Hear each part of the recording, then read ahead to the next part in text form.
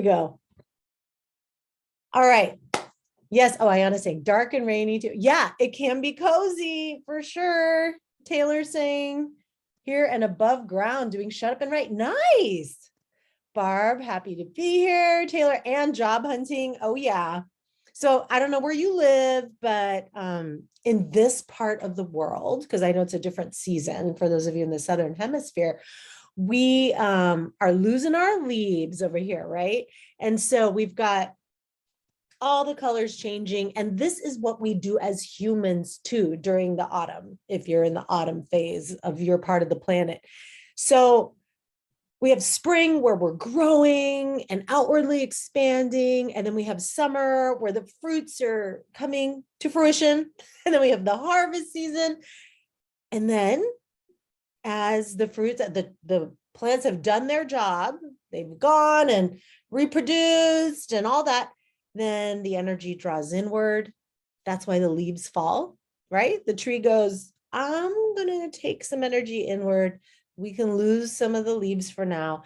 And we go as humans, like into this deeper reflection, right? At this time of year. So with the letting go of this season, there's letting go that can happen on so many levels, right? And maybe I'll do a pod more on letting go specifically. But, you know, in Freedom School, we focus on letting go in October. We do a cleanse for a very sort of like physiological letting go. We do decluttering for that very physical, immediate in your environment letting go. We talk about toxic relationships and toxic situations. We talk about, you know, how limiting beliefs. And so one of the things I wanted to talk with you about today was the belief that we need to have a source outside of us to give us the answers. And that may seem kind of weird coming out of my mouth as a life coach, because I feel like we really need to let go of that idea that the answer is outside of us. And it's like, well, isn't that why people come to life coaches?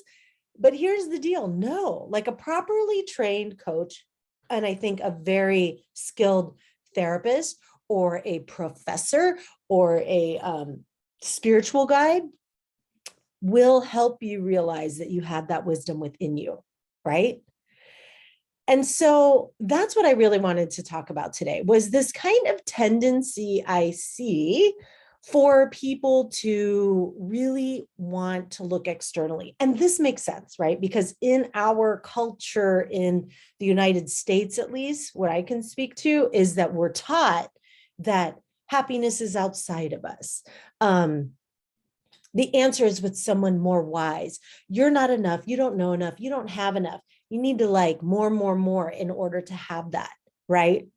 And so it's really important that we remember where all of our wisdom comes from. Okay, so if we're looking at, you know, the name Rebel Buddhist, a lot of people are like, why did you name it Rebel Buddhist? And they're like, I can't imagine. I think it's like an oxymoron, a rebel and a Buddhist. Like, I can't imagine a Buddhist. And I think what they're imagining is like machine guns, like a rebel in guerrilla warfare or something. But that's so not the definition I'm using, right? So in the Google, the one definition of a rebel is a person who resists authority, control, or convention. A person who resists authority, control, or convention. Now, can you see? Let me expand further. So, like, we can have this idea that, the Buddha attained enlightenment and gave us this path, and we should totally follow it because that's the path. But what we're kind of like missing the whole point that the Buddha himself like went and found his own path, right? Great leaders find their own path. They are thought leaders. They step out of convention, right? And so I want you to really consider that you have all the wisdom within you, and that you've been likely in an environment that has taught us that we can't rely on that and that it's not enough, right? And so and now we see all these people kind of blindly following gurus and coaches and other leaders, and even intellectually, like worshiping a professor, right, or a political leader. And it's like we have a tendency to want someone to give us the answers. So when we find someone that we resonate with, it can happen so easily, right? And so when we have that tendency, we can end up saying, all right, I am going to give up my power. We don't even do that consciously, but we don't want to make decisions until we consult with that person. We don't want to, if we're feeling uncomfortable with the situation, say something. And we have all these instances now of, that the Me Too movement helped bring into light even more of transgressions between teachers and students, right? And coaches and students, therapists and patients, right? So I want to make it clear so that we don't throw the baby out with the bathwater. I want to make it clear I've had amazing teachers in my life, right? Like I started meditating in the Tibetan tradition, and in the Tibetan tradition, there's a huge sort of concept of guru devotion, right? And I just want to say that I had amazing teachers that were very ethical. Kirti Tsenchab Rinpoche, Geshe Shultram Gyaltsen, Lama Zopa Rinpoche, right? Like, and then teachers from other traditions as well. And I was actually taught, because of the center, Vajrapani Institute that I lived at, I was taught like some very traditional things, one of which was how to pick a teacher. Right.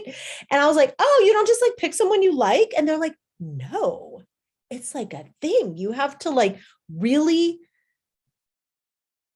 commit to evaluating that person, to seeing if they are of integrity, if they're ethical. I was told to spy on the people that I wanted to have as teachers. So I would do that. I would like go into the bushes and like spy on them, or like listen through the door, right? To hear how they acted when they thought no one was looking, right? So I feel like having that encouragement to be discriminating and to really evaluate who I chose as a teacher helped me throughout life. I was like 19 at the time, right? But that really helped me throughout life to discover, like, who is it that I want to put my time and energy into if I'm going to have this relationship to begin with? And I will tell you that none of those teachers made me feel like I needed them. Whenever they could tell that I was asking for some definitive answer to something, they would reflect me back to my own practice, right? Asking me, well, what did you experience in meditation when you did this or that? Or what do you think was spurring your reaction to that person, etc.? Like asking me what I already knew, right? The other element is it doesn't mean that you don't do this path alone. It doesn't mean that you never use a coach or a teacher or anything. It's just that we have instead the perception that I don't need them, but I like working with them, right? Like Rabina, who taught me how to meditate, Rabina Cortan, she was like, what the practices are that you're learning are a recipe, right? They're a recipe for how to make a really good cake. And could you figure out how to make a cake on your own? Abso-fucking-lutely, right? You can totally figure that out. But it's a lot easier to make a cake if you can follow a really good recipe. But you don't have to follow the recipe. And you can learn the recipe and then start going out on your own and tweaking it and making it your own, right? So what many of us do with teachings that we receive from teachers, from coaches and everything is we go, this is the way. This is the path. It has to be. It works so well for that person. What all these people are showing you is a reflection of your potential. That's why we're so attracted to it.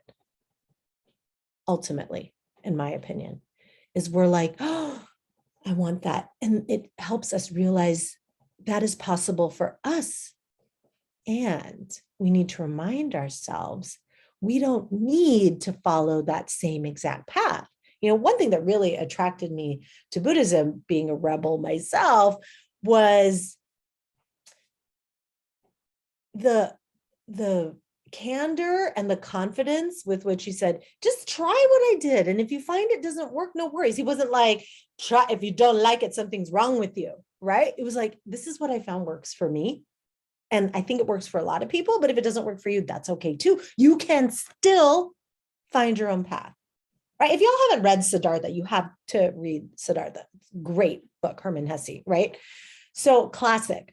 But we are meant to find our own path, even within this context. I'm so grateful for my relationship with my teachers. That relationship for me worked really well, and it was super helpful, and it was not toxic or abusive. It was loving and supportive and full of compassion. I'm just going to pause for a second and give thanks to my teachers that put so much into my learning. And you don't need a guru, right? We need to remember how to tap into our own wisdom. Now, many of you know, after my postdoc, I've gone into a fellowship in psychedelic assisted therapy. And I'm also doing a training with MAPS, the Multidisciplinary Association for Psychedelic Studies, for their MDMA research, right? They're in phase 3 FDA trials now. And one of the common threads through these different trainings is that of the inner healer intelligence, right? I'm just going to refer to it from here on out as inner healer. But that's because in this type of work with the psychedelic assisted therapy, one of the premises is really that the medicine helps that inner healer arise. When we are traumatized, it can be really difficult to access that inner wisdom, that inner healer, right? Or to even recognize when it's present. And however, it doesn't get damaged. That capacity, that wisdom doesn't get damaged because of trauma. It can just be harder to access. And the medicine helps us to access that inner healer.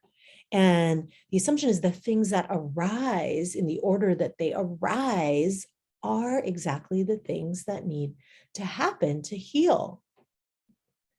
So we can use the analogy of a cut, right?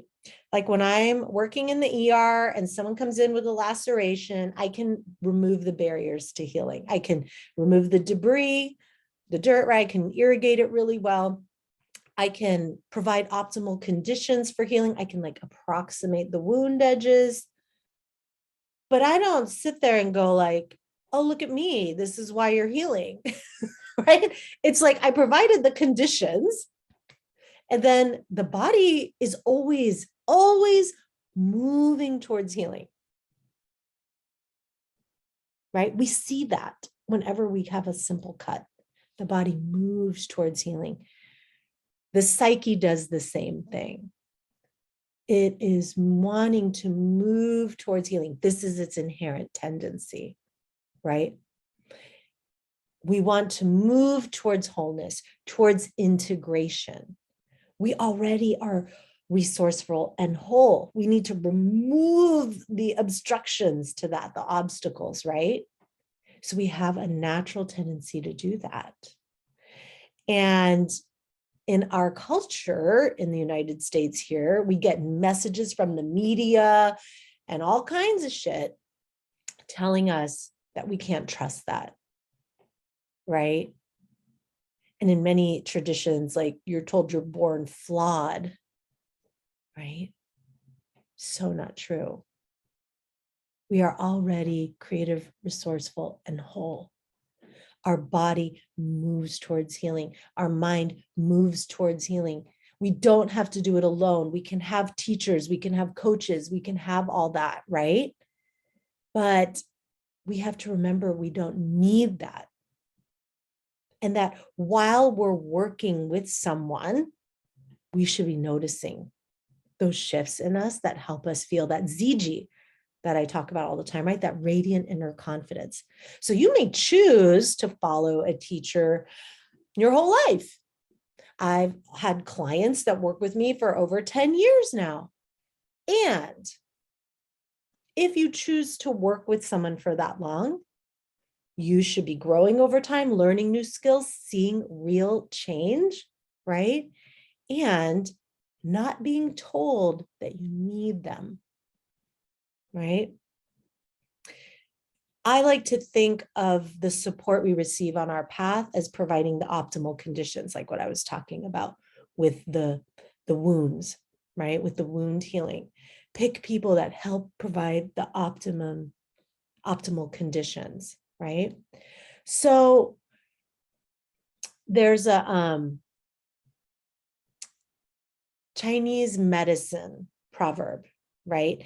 And there's an old wise medicine man who had met a young and talented new practitioner. And the new young guy, he's like, so what have you cured? I've cured so many diseases, like the horrific and persistent X, Y, and Z disease. What have you treated? And the elder says, well, I admit I haven't cured any of those fancy diseases you speak of. You see, my patients don't get sick. Oh, snap. Oh, snap, right?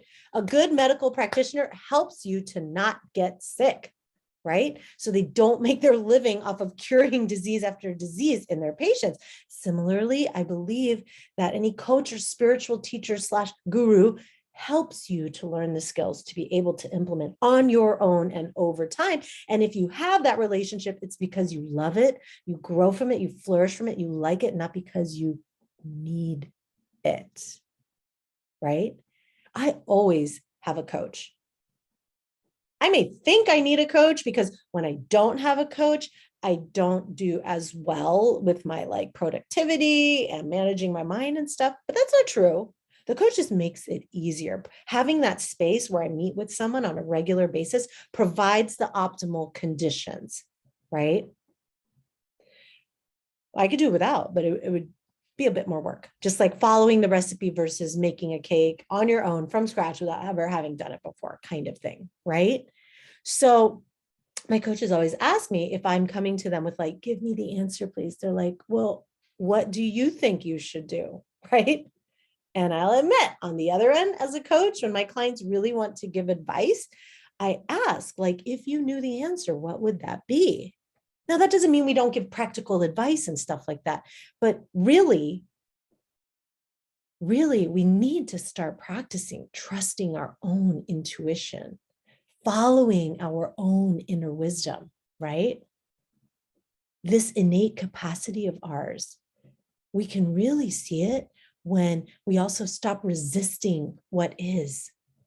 When we're like, this is where I'm supposed to be right now.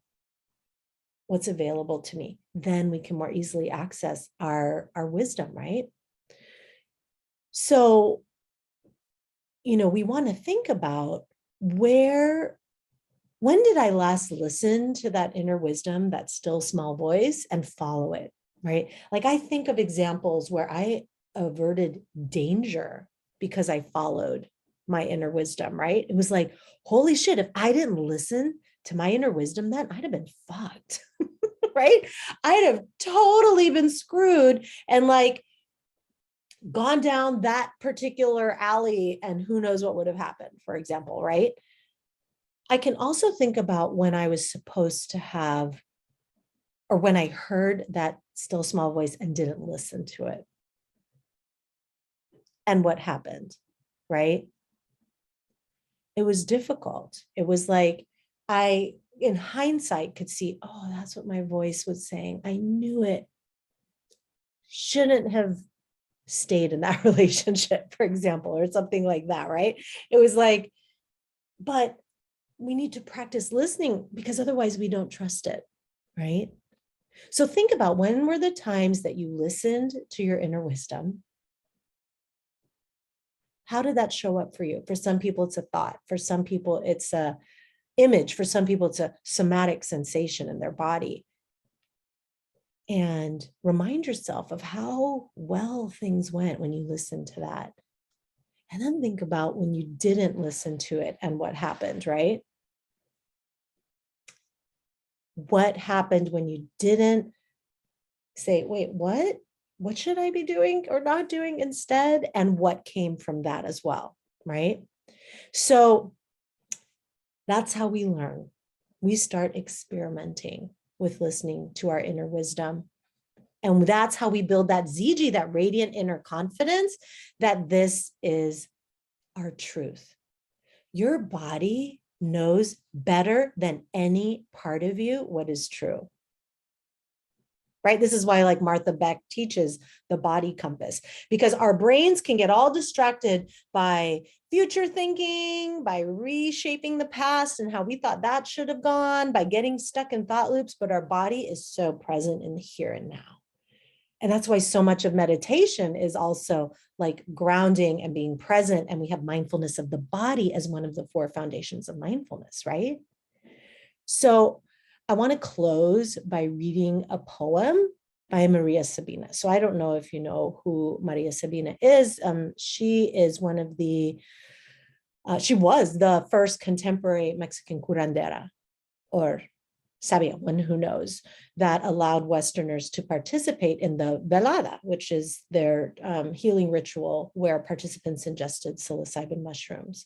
And so this is a translation, right? So we don't know, like, I don't know who translated it, but this is a translation of some things that she said. Cure yourself with the light of the sun and the rays of the moon, with the sound of the river and the waterfall, with the swaying of the sea and the fluttering of birds. Heal yourself with mint, with neem and eucalyptus. Sweeten yourself with lavender, rosemary, and chamomile. Hug yourself with the cocoa bean and a touch of cinnamon. Put love in tea instead of sugar and take it looking at the stars. Heal yourself with the kisses that the wind gives you and the hugs of the rain.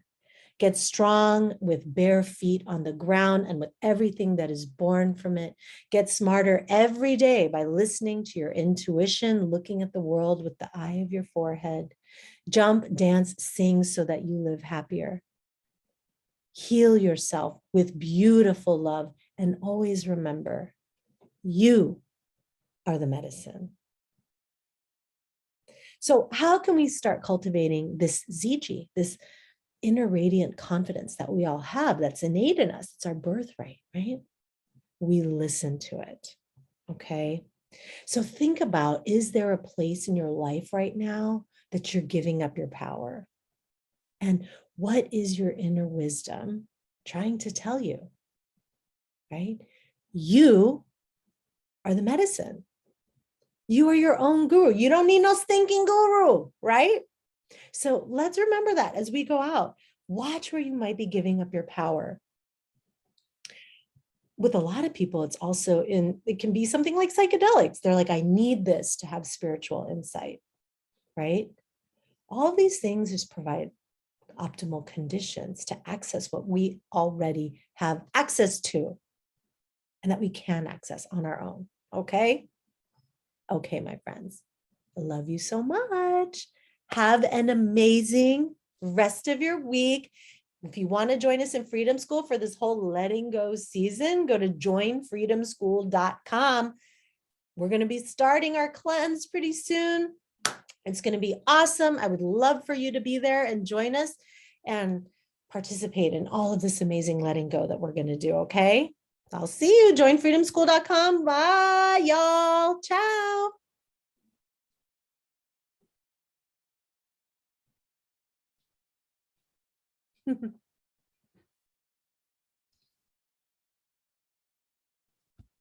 You're welcome. Bye, y'all.